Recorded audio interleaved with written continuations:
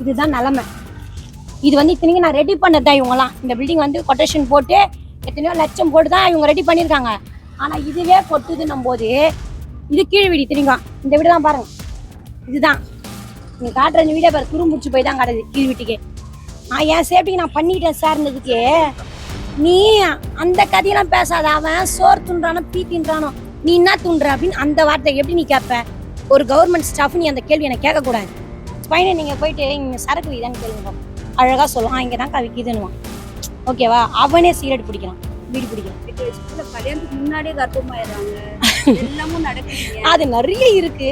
ஆனால் அதை வந்து குத்து மதிப்பா இவங்க தான் அவங்க தான் சொல்ல முடியாதுல்ல. 2 வயசு கூட ஆவலை, அதுக்குள்ளேயே கல்யாணமும் பண்ணிடுதுங்க, அதுங்களும் மாசமா இருக்குதுங்க. நம்ம எதுவும் படிச்சிருந்தா கூட கண்ணகி நகரான்னு ஒரு கேள்வி கேட்குறான். இப்போ என் பொண்ணு போயிருக்கிறா, எங்கங்க வேலை செய்ய, வீடு எங்க இருக்குன்னு கேட்டது கண்ணகி நகர்னு சொல்லாதீங்கன்றாங்க. உரிமை காக்க போராடுவதே கடமை. ஓகேங்களா? ரெண்டாவது அதுக்கப்புறம் என்ன நடக்கும்னா, எந்த நேரம் பசங்க ஓடிக்கிட்டே இருப்பானுங்க. இங்கே வந்து நிறைய பசங்க ஸ்கூலுக்கே போகிறது இல்லை. மெயின் அதுதான். ஃபர்ஸ்ட் வந்து இப்போ ஒரு 8 வயசு பையனை நீங்கள் போயிட்டு இங்கே சரக்கு வீதான்னு கேளுங்க பாப்போம், அழகாக சொல்லுவான் இங்கே தான் விற்கிதுன்னுவான். ஓகேவா? அவனே சிகரெட் பிடிக்கிறான், வீடு பிடிக்கிறான். 8 வயசு பையன் பிடிக்கிறான். இங்கே நீங்கள் ஒரு எப்படி சொல்றது, ஒரு சர்வே எடுத்து பார்த்தீங்கன்னா அதிலே தெரிஞ்சிடும். பாதி பசங்களுக்கு அம்மா அப்பா கிடையாது. அதனால என்ன ஆயிடுது, பசங்க வந்து கெட்டு போயிடுது. நம்ம பசங்களை வந்து நம்ம குறை சொல்ல முடியல. ஐயோ இந்த பசங்க கெட்டு போயிடுச்சு நான் சொல்ல முடியாது. ஏன்னா அந்த பையனுக்கு அம்மா அப்பா கிடையாது. ஒன்று அம்மா தவறி இருப்பாங்க, இல்லை அப்பா தவறி இருப்பாரு. அவங்க ஃபேமிலியோட பேக்ரவுண்ட் அது மாதிரி இருக்கு. அதனாலதான் இங்க பசங்க கெட்டு போயிடுது. அதுவும் இல்லாம இப்ப இந்த கஞ்சா ஓரளவுக்கு கொஞ்சம் கம்மியாச்சுன்னு சொல்லலாம். அப்பப்போ போலீஸ் பிடிச்சிட்டு தான் போகுது.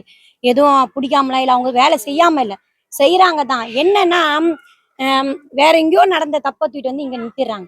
இப்ப இங்க சண்டை நடக்குதுன்னா இங்கேயோட முடிச்சு போக மாட்டாங்க. வெளியில போயிட்டு அது முன்விரோதமாயி அங்க நடந்துருது.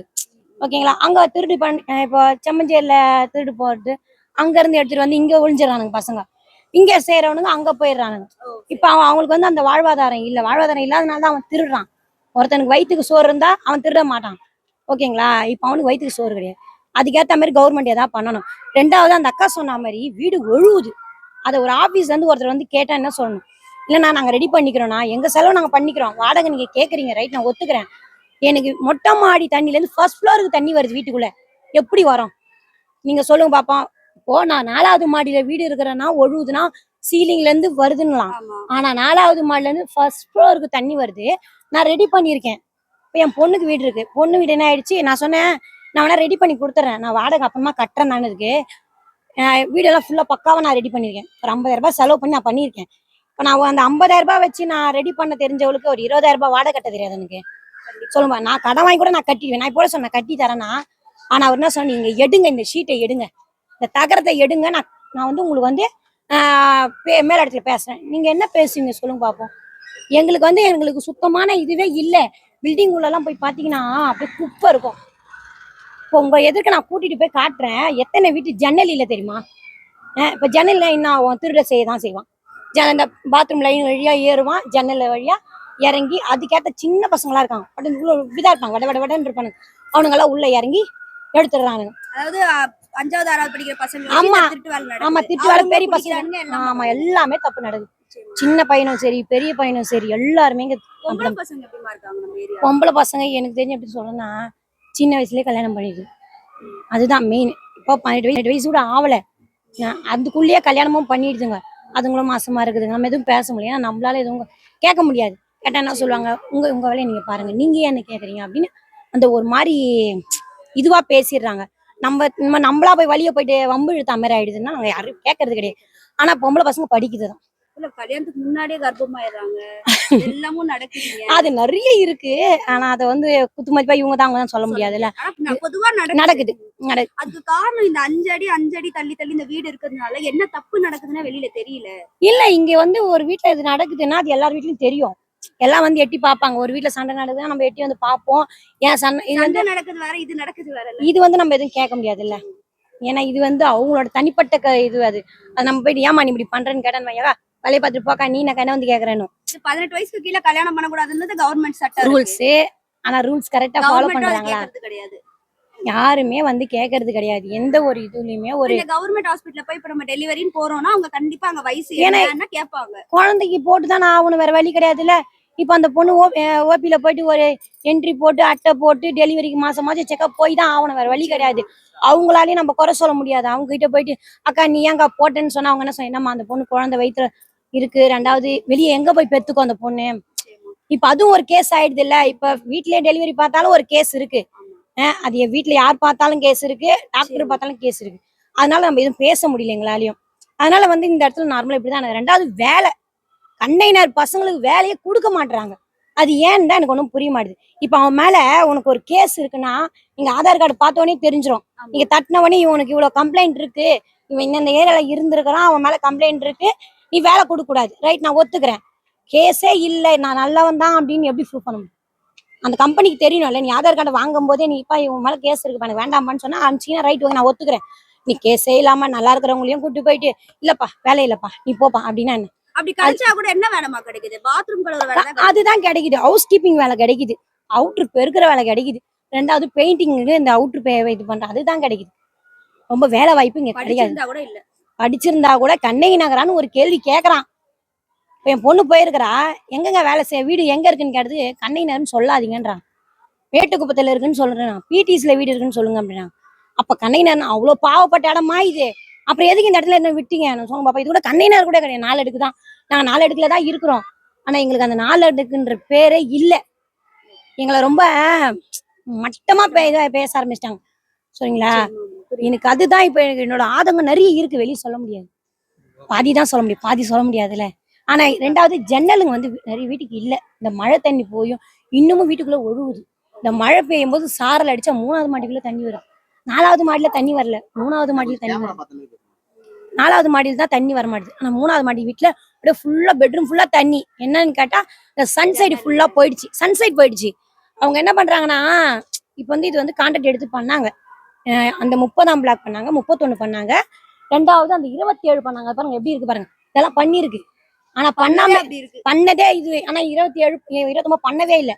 இதெல்லாம் பண்ண பில்டிங் தான் இது. எவ்வளவு ஆமா, இதெல்லாம் பண்ணிதான் வச்சிருக்காங்க. இதுல எத்தனை லட்சம் போட்டாங்கன்னு தெரியாது. ஆனா இதுதான் நிலைமை, பண்ணதான் நிலைமை. அப்ப நம்ம போய் ஆபீஸ்ல கேட்டா, ஓ நீ வாடகை கட்டுமா, நீ என்ன என்ன வந்து பேசுற அப்படின்னு அவ்வளவு கேள்வி கேக்குறாரு. நான் என் சேஃப்டிக்கு நான் பண்ணிக்கிட்டேன் சார்ந்ததுக்கு நீ அந்த கதையெல்லாம் பேசாத. அவன் சோறு துன்றானோ பீ தின்றானோ, நீ என்ன துன்ற அப்படின்னு அந்த வார்த்தை எப்படி நீ கேட்ப? ஒரு கவர்மெண்ட் ஸ்டாஃப் நீ அந்த கேள்வி எனக்கு கேட்க கூடாது. கேட்க வேண்டியது என்ன கேட்கணும், ஏமா நீ கட்டுமா, நான் ஆபீஸ்ல சொல்லி நான் செய்ய சொல்றேமா, இன்னும் கான்ட்ராக்ட் விடலாமா, மெஷர்மெண்ட் போட்டிருக்காங்க அப்படி தன்மையா போறதை விட்டு நம்ம ரோட்ல போகும்போது பாத்துட்டு என்னம்மா வாடகை கட்டலையா, எப்ப கட்டுவ அப்படின்னு ஒரு மாதிரி ரூடா பேசுறேன். ஓகேங்களா? எனக்கு அந்த ரூடா பேசக்கூடாதுன்ற நான். இது வந்து என்னோட இது மட்டும் இல்ல. இப்போ இத்தனை பில்டிங் இருக்கு, எல்லாருமே வீடு வாடகை கட்டமா? வீடு கொடுத்ததுல இருந்தே வாடகை கட்டல, வீடு கொடுத்ததுல இருந்தே கரண்ட் பில் கட்டல. சொல்லி பாப்பாங்க. ஒரு ஆபீஸ்ல போய் கேட்டு பாருங்களேன். இந்த வாட்டி கரண்ட் பில் ஏறிடுச்சு. இப்போ நாங்க வந்து முதல்ல வந்து ரன்னிங்கா கட்டினே வரேன். நான் 1 மாசம் வந்து தள்ளாம வீடு கொடுத்த காலத்துல இருந்து நான் வீடு கரண்ட் பில் கட்டிட்டு இருக்கேன். ஆனா ஆபீஸ்ல போய் கட்டினா, நீ கட்டினா கட்டு, கட்டா கட்டி போமா, நீ நம்ம என்ன வந்து சட்டம் கேக்குறேன்னு யூனிட் அவர் இஷ்டத்துக்கு ஏத்திட்டு போயிடுவாரு. இந்த பிவி பாக்ஸ் ஆண்ட வந்து பாருங்க எப்படி இருக்குன்ட்டு, அவ்வளவு கச்சடாவா இருக்கும். நம்ம அவரை கேட்டா நான் சொல்லுமா எப்படி இருக்கு பாருமா, இதுல இருந்தா நான் எப்படி கரண்ட் பில் எடுப்பேன்னு கேக்குறாரு. நான் ரீடிங் எப்படி எடுக்கும், நான் நிக்க முடியுமா அந்த நாத்தத்துல? நீ ஒரு 10 நிமிஷம் வந்து ரீடிங் எடுக்கிறதுக்கே உனக்கு இவ்வளவு கஷ்டம் இருக்குன்னா, நாங்க வருஷம் ஃபுல்லா அந்த இடத்துல இருக்கிறோம், எப்படி இருப்போம்? அதாவது இங்க எதுவுமே சரியில்லை, எதுவுமே சரியில்லை. அரசாங்கம் சரியில்லை, கல்வி வேலை வாய்ப்பு அது நிறைய நடக்குதுண்ணா. இப்போ என் பொண்ணோட அவங்க நாத்தனை வீட்டை கூட உடச்சிருவாங்கன்றனால தான் எங்க மச்சனும் என் மரும்புல போய் படுத்துக்கிட்டாரு. ஏன்னா அந்த வீட்டை உடச்சிட்டாங்கன்னா அப்புறம் யார் பதில் சொல்றது அப்படின்னு. இப்ப நாங்களே வந்து இப்போ ஊருக்கு போறோம்னா மேல் லாக்கு கீழ் லாக்கு ஒரு பூட்டு ஒன்று போட்டுட்டு பக்கத்துல யார்ட்ட சொல்லிட்டு தான் போவோம். அது கூட போகும்போது கூட பயம் அப்படியே பயத்தோட தான் போவேன். ஏன்னா வீட்டுல இருக்கிற பொருளை தூக்கிட்டு போயிடுவானுங்க. எடுக்கிறதா சிலிண்டர் எடுத்துருவானுங்க, டிவி எடுத்துருவானுங்க. அதுவும் அந்த வீட்டுல மொத்தமா அப்படியே காலி பண்ணி வச்சுட்டு போயிடுவாங்க. அக்கம் பக்கம் கேட்டா இல்லைங்க நாங்க சவுண்டே கேட்கல. அவனுங்களுக்கு ஏத்த மாதிரி மெத்தடா வச்சிருக்கிறானுங்க. அந்த பூட்டு எப்படி உடைக்கிறதுன்றது வந்து சமைட்ட ஒரு எப்படி சொல்ற, ஒரு இன்ஜினியரால கூட முடியாது, ஒரு எலக்ட்ரிஷியனால கூட அந்த வேலை செய்ய முடியாது. பக்காவா செய்வாங்க ஒரு வேலையும். போயிட்டு நம்மளே போயிட்டு இழுத்தா கூட நம்மளால எடுக்க முடியாது. அவன் போயிட்டு ஒரு இழுத்தானே வந்துரும், அந்த கதவே வந்துரும். கதவெல்லாம் போயிடுச்சு, கதவே உடைச்சிடறானுங்க. கதவு கையோட வந்துருது. அவனுங்க வந்து அதுதான் சொன்ன அந்த மெத்தட் என்னன்னா, அந்த ஒரு துணியை எடுத்து அந்த நம்ம லாக் போடுறோம்ல, இந்த லாக்ல போட்டு ஒரு இழுத்தா வந்துரும் லாக்கு.